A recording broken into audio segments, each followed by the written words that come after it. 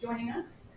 So I'm not going to talk about actual science. I'm going to talk about how we try to connect the science that most of us in this room do to policy outcomes.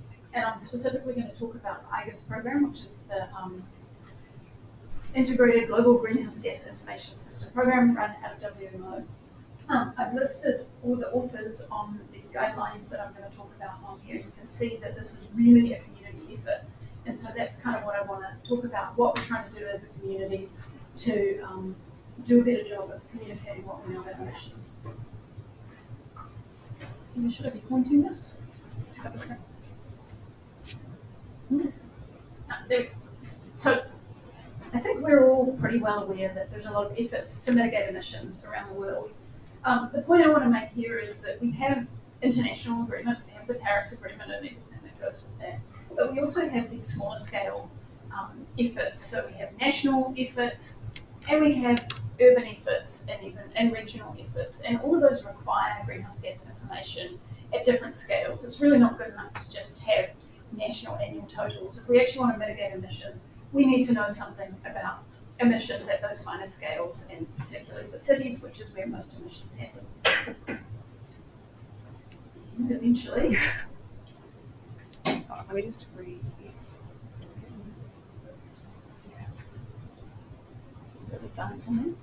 Yes. So there are a lot of research groups around the world who are trying to use atmospheric observations as well as bottom-up modelling and other efforts to actually understand emissions at all sorts of scales. And I've just put a selection of some of the projects that are doing that kind of work out here. So we've got all of these projects that are trying to understand emissions in more detail. Can you advance the slide? Thank you. And what we really need is this bridge between what the researchers are doing in trying to understand emissions and get emissions information and linking that back to policy. So that's what we're trying to do in IGUS. So we're sponsored by the World Meteorological Organization to make that effort. Next slide, please. So IGUS has 4 focus areas. So we have national scale, so trying to support national mitigation policy. We have city scale, which is what we're talking about here today. We also have industry scale, which to a large extent is often methane from natural gas and oil, but it can be other industry as well. And then we have the global stocktake, which is one of the requirements of the Paris Agreement. So we try to work across all of these different areas, working with stakeholders. Next slide. So we have a number of things that we do to try to make those connections. So the first thing is that we work with other international working groups to try to facilitate these interactions. So we work closely with the IPCC TFI, which is the working group that has developed and maintains the guidelines of how national emissions reporting is done. And we work with a number of other groups as well to encourage getting this information into the policy settings at that international scale. We hold stakeholder consultations, so we bring together scientists who are working on emissions information with the policymakers and end users, and have these summits where we discuss together across the different groups and try to understand what's needed by the other group and how we can achieve that. We are just starting up a webinar series that'll be starting in the next couple of months, where we're going to have a webinar every month or two that will do the same kind of thing, that won't require people traveling the world to go to. We also support research programs to find their local stakeholders. How do you get those local stakeholders? How do you figure out how to talk to them? All those kind of things. Next slide, please. We also support and endorse research projects, and the idea is that by endorsing projects, that can help projects to get funded, and those projects are then an example for other people to follow. This is how this worked, this is what worked, this is what didn't work. And to connect up, if somebody's starting a new research program, they can then look at the endorsed projects and say, here's some people that we could talk to who could help us to move forward with the work we're trying to do. So we're really trying to get this engagement and help people along to make this interaction. Next slide. So now I'm going to talk about what we've been doing with producing guidelines, which is sort of the last thing that we do. And I guess I'll talk about the urban guidelines. Next slide. So what we realized is that in order to facilitate this kind of support, we really need to have ways for people to evaluate what they're doing and to know how to do this. So we are developing guidelines for a number of things, and the first one that we've done is these, what we now call good research practice guidelines for urban greenhouse gas observations and monitoring. And so the objective is twofold. One is so that scientists who are newly getting into this can read this document and they can go through all the gory detail and figure out how they might want to do their measurements depending on what exactly they're trying to achieve. But the other is to allow stakeholders and other people who are evaluating to have something that they can say, is this person who's come to me saying they can do this work, are they doing things well? Are they going to give us the information we need? Is the quality of what they're doing good enough? So that's the kind of thing that we want to get out of this. So these guidelines were published, it says 2021, but it's actually 2022. Go ahead, next slide, please. And what we did in these is that we tried to get a broad coverage of what we're currently doing. This is really an emerging field. There's a lot of development, so there isn't a set in stone, things must be done in one particular way. There are a number of ways of doing things. So we developed this solutions for targeted mitigation. So the orange across the top gives you the different kind of questions that stakeholders might be asking. Do they want to know their total emissions? Do they want to know if their total emissions are changing? Do they want to know where the big point sources are that they might be able to mitigate? Or do they want to start getting, they want to know everything, all of their emissions, where, when, how, those kind of things. And we sort of have three categories of information that might help you to get to that. The first being using inventory and flux models. So that's looking at what the emissions are from inventory type methods, direct observations, and then data assimilation systems that are going to put the top two together. Next slide. And within each of those categories, there's a whole lot of chapters that talk about different things. I'm not going to try to run through all of these. You can see that the direct observational methods has the most points. There are a lot of things that can be done in terms of measurements. So we've tried to describe what kind of measurements you could do and when they'd be useful, and link them to the other areas, to the inventory flux models and the data assimilation.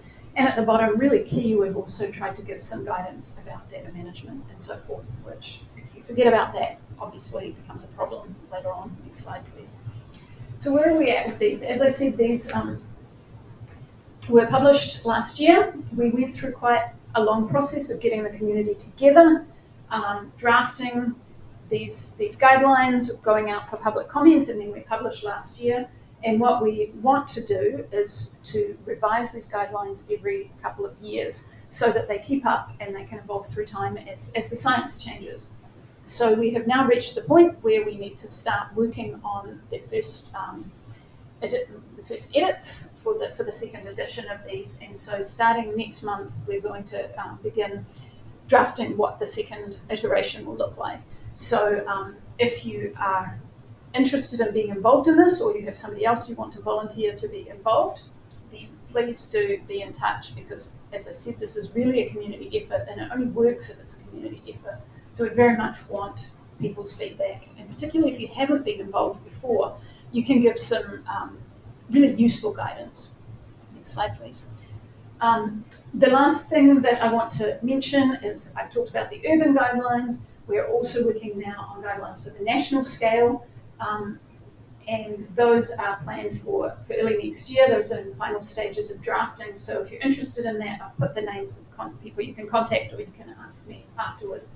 And we hope to produce more guidelines. Probably the next one, which we're still a little bit struggling with how to do it, is to look at guidelines for how one can estimate forest and land carbon exchange from observations and so forth. Next slide. So that's all I had to say. I think that this is a really neat opportunity for people to really connect so that our science can get out and be useful and used by policymakers. If you are interested in what we're doing, I've got the website there for IGUS you can look at, and I've got my email there as well, so you can contact me if you're interested in being involved in this work. Thanks very much.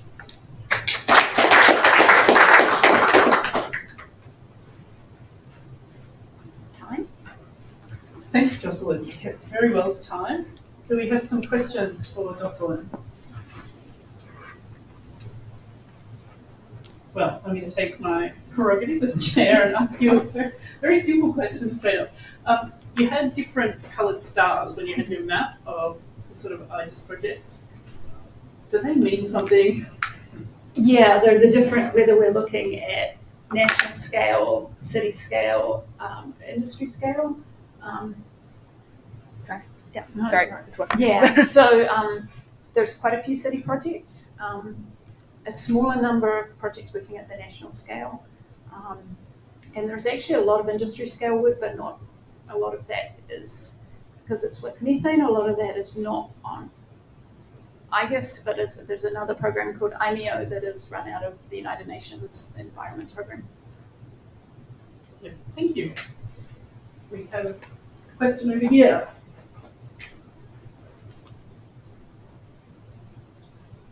Thank you very much. May I ask, is there any sense as to how reliable the current city emissions are? Given that there's a need for guidelines, is there a feeling that perhaps we cannot rely on the current emissions that we get from cities?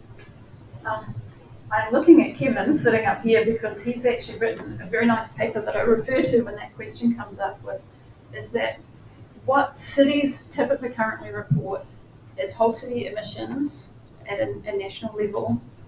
And some of them people have put a huge amount of effort into, but a lot of the time the people who are doing that work are just simply under-resourced to be able to do a really good job of it. And what Kevin showed in his paper was comparing Vulcan product, which is for the whole US, with subsampling for cities that have reported their own emissions and comparing them. There's wild differences in both directions. And, you know, it's easy to miss something out. It's easy to make mistakes. And, you know, people we talk to in some of the cities, they've got one person whose job is to do all of their environmental work. And how on earth are they supposed to be able to do a good job of emission reporting on their own?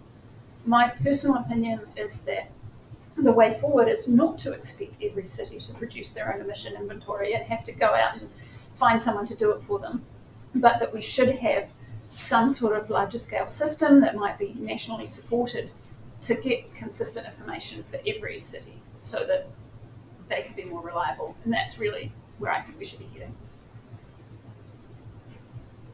Thanks, Jocelyn. Is there one final question?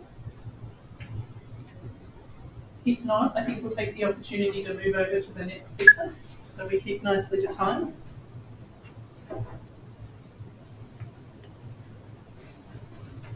So I need to review my notes so that I get the speaker's name and title correct. So I believe you're our next speaker. Thank you. We have Pei Wan Lee coming to speak to us about